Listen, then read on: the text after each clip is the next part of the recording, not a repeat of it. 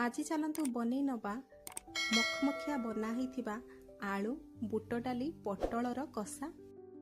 आपण याकू रसा भी कहि पारिबे नहले कषा भी कहि पारिबे। ताहले चलतु आमे इथरे किछि यूनिक मसला पके ताकू पूरा टेस्टी करि नबा। नमस्कार, जय जगन्नाथ। मो चैनल सीजन्स एंड बाइट्स रे आपण समस्तଙ୍କୁ स्वागत जणाउछि। ए रेसिपीटी बनैया पाई मो एठी नै जाइछि ताजा ताजा पटल आ एठी पाखापाखि मु 300 ग्राम रो पटल नै जाइछि। आ एठी आपण देखि पारुथबे पटलर क्वालिटी अनुसार बहुत भलो आ ता सहित पटल हमर बहुत बड़ बड़ अछि। भलो क्वालिटी रो पटल नेबे माने कसी पटल नेबे। एबे चलंतु पटल को आमे धोई नबा। पटल को धोई देकी आमे तार दुई शेष भाग को प्रथमे काटी नबा। तापरे आमे पटलर साइज देखिकी ताकू गड़ करि नबा। जदि बेसी लंबा पटल थिबो ताहले आपण ताकू 3 गड़ करि नेबे। आ जदि मीडियम साइज रो पटल थिबो ताहले आपण ताकू 2 गड़ करिवे। साइज छोट रखिले सब जिनस हमर भलो भाबरे शीघ्र सिझि जिवो। एबे नै जिबा आमे 4 रु 5 टी आलू आ भलो भाबरे तार चोपा छोड़ै नबा। चोपा छोड़े की भलो भाबरे आमे आलू को धोई नबा। आ तापरे आमे ताकू पटल साइज रो काटी नबा। एबे नै जिबा आमे बुट डाली मु मेजरमेंट कप रे मापी के हाफ कप बुट डाली नै जाइथिली। आ ताकू मु एठी गरम पानी रे 2 रु 3 घंटा भलो भाबरे बतरिया पई छाडी देइथिली। आपण चाहिले ओवरनाइट मध्ये बतरै पारिबे। एबे चलंतु आमे देखि नबा आमे मसला कोन कोन नबा। नै जिबा प्रथमे गोटे बड़ चामच चारमगज आ ताकू किछि समय पानी रे बतरै नबा। चारमगज जगह रे आपण चाहिले काजू नै पारिबे। ता सहित गोटे मीडियम साइज रो पियाज नबा, गोटे मीडियम साइज रो टमाटो नबा। नै जिबा गोटे मीडियम साइज रो रसुण आ ताकू कला छोड़ै नबा। रसुण रो परिमाण आ अदा रो परिमाण को सेम रखिबे आपण। आ एई सब जिनिस को पके देकी आपण गोटे ग्राइंडिंग पेस्ट बनै नेबे, गोटे स्मूथ पेस्ट बनै नेबे। एबे गैस ऑन करके सेइथरे कड़ाई बसै नबा। आ सेइथरे दे देबा 3 बड़ चामच रिफाइन तेल।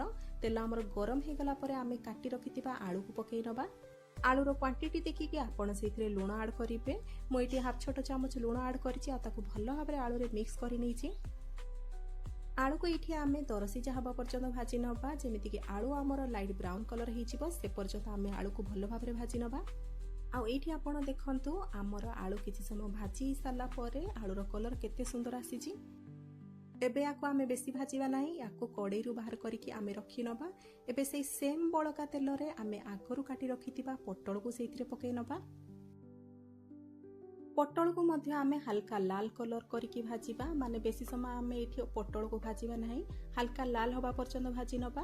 आ पटल रो क्वांटिटी देखि कि आपण सेइथरे लूण ऐड करिवे। पटल को ऐड करि देकी मु फोनी थरे सेइथरे लूण ऐड करि देइछि। मु एठी हाफ छोट चामच लूण ऐड कर देकी पटल सहित भलो भाबरे मिक्स करि नैछि। ए भाजीबा मोमेंट रे आमे लंका गुंड किबा हळदी गुंड रो व्यवहार करिबा नाही। ताकू केवल लूण द्वारा आमे आलू आ पटल को भाजी नबा। आ एठी देखंतु किछि समय भाजी सारला परे पटल रो कलर चेंज हो जाइछि, हल्का लाल हो जाइछि। एबे याकू मध्य आमे बाहर करि आनिबा। आ सेई सेम कड़ाई रे आमे देइतबा 2 बड़ चामच रिफाइन तेल। तेल दे देकी आमे पकै नबा सेइथरे अल्प किछि गोटा मसला। गोटा मसला रे मु पकै नैछि एठी हाफ छोट चामच गोटा जीरा, 2टी गुजराती जाहाकू मु एठी छेचि की पकैछि। आ अल्प किछि छोट खंड दालचीनी रो। ता सहित पकै नबा गोटे तेजपत्र। ए सब मसला को आमे भलो भाबरे तेल रे किछि समय फुटिया पई दबा। गोटा मसला हमर तेल रे भलो भाबरे फुटी सारला परे आमे बाटी रखितिबा मसला पेस्ट को सेइथरे पकै नबा। ता सहित एठी ऐड करतबा हाफ ग्लास पानी जाके आमे मसला रो ग्राइंडिंग जार रे गोळै की पकै नबा। एबे आमे बेसी गुंड मसला रे प्रथमे पकै नबा आमे लूण हाफ छोट चामच लूण पकै नबा। हाफ छोट चामच काश्मीर लंका गुंड पकै नबा। आ हाफ छोट चामच एठी हळदी गुंड पकै नबा। एबे ई मसला को आमे कसी नबा। जे पर्यंत मसला रो हमर तेल अलगा हेनी से पर्यंत आमे ई मसला को कसी नबा। आ सेइथिरे आमे एई मोमेंट रे देइ दबा बुट डाली। जेहेतु आमे बुट डाली को सिझेई नथिले आपण सेतबळे ही बुट डाली देइ देबे। बुट डाली हमर दरसिजा थिबो। आ मसला सहित कसी हे कि हमर मसला मध्ये रेडी हे जिवो। ता सहित बुट डाली मध्ये हमर परफेक्टली सिझि जिवो। एठी आमे बुट डाली को घोळ करिबा नाही। बुट डाली जेमिति गोटा गोटा रहिबो सेई परिका आपण मसला सहित ताको कसी नेबे। आ एठी देखंतु किछि समय कसी सारला परे हमर तेल मध्ये मसला रु अलगा हे गलाणी। बुट डाली रो टेक्सचर मध्ये गोटा गोटा हे कि रहिछि। एबे आमे आगरु भाजी रखितिबा आलू को सेइथरे पकै नबा। आलू को पकई देकी आमे मसला सहित ताकू भल भाबरे कसी नबा जे पर्यंत हमर आलू भल भाबरे सीझी जायनी से पर्यंत आपण ताकू ढांकुणी घोड़े घोड़ी की कसी नेबे। ढांकुणी घोड़े की कसिले आपणकर आलू शीघ्र सीझी जिवो ता सहित मसला मध्ये रेडी हेइ जिवो। आ एई मोमेंट रे मु एठी चेक करि नउथली आलू हमर सीझिला ना नाही। आलू हमर सीझी गलाणी। एबे आमे आगरु भाजी रखितिबा पटल को मध्ये सेइथिरे ऐड करि नबा।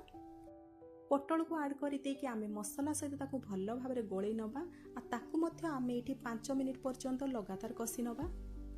आलू आ पटल को मसला सहित एमिति कसिबा द्वारा मसलार फ्लेवर आलू आ पटल रे बढ़िया से आसी जिवो आ टेस्ट मध्ये बहुत बढ़िया आसीबो।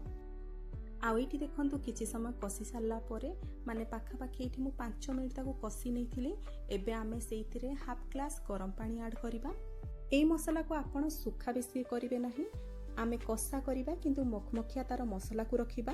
सेतिपाई एइथिरे आपण हाफ ग्लास पानी ऐड करिवे आ ताकू लो फ्लेम रे ढांकुणी घोड़ेकी सिझिया पई छाडी नेबे जे पर्यंत हमर पटल भल भाबरे सॉफ्ट हे जाइनी जेमिति कि सिझी जाइनी। जेहेतु आमे पटल को टिके भाजी नैथिले आ तापरे कसी नैथिले तो तार 50 to 60% भल भाबरे सिझी जाइथिबो। सेतिपाई आपण याकू 2 ରୁ 3 मिनिट पर्यंत लो फ्लेम रे ताकू भल भाबरे एठी फुटे नेबे। आउ ढांकुणी घोड़े की फुटिबे जहा द्वारा हमर पटल मध्ये शीघ्र सिझी जिवो। एठी देखंतु लो फ्लेम रे मु 2 ରୁ 3 मिनिट ताकू भल भाबरे फुटे नैथिली। एठी मु आपन को ढांकुणी खोली की देखौची। आउ एठी देखंतु हमर आलू पटल भल भाबरे सिझी जाईची। ता सहित हमर बुट डाली रो टेक्सचर मध्ये भांगी नाही। बुट डाली हमर सिझी जाईची किंतु गोटा गोटा हेकी रहिची। एमिति ही आपण ए रेसिपीटी बनेइबे देखिबे बहुत बढ़िया लागिबो।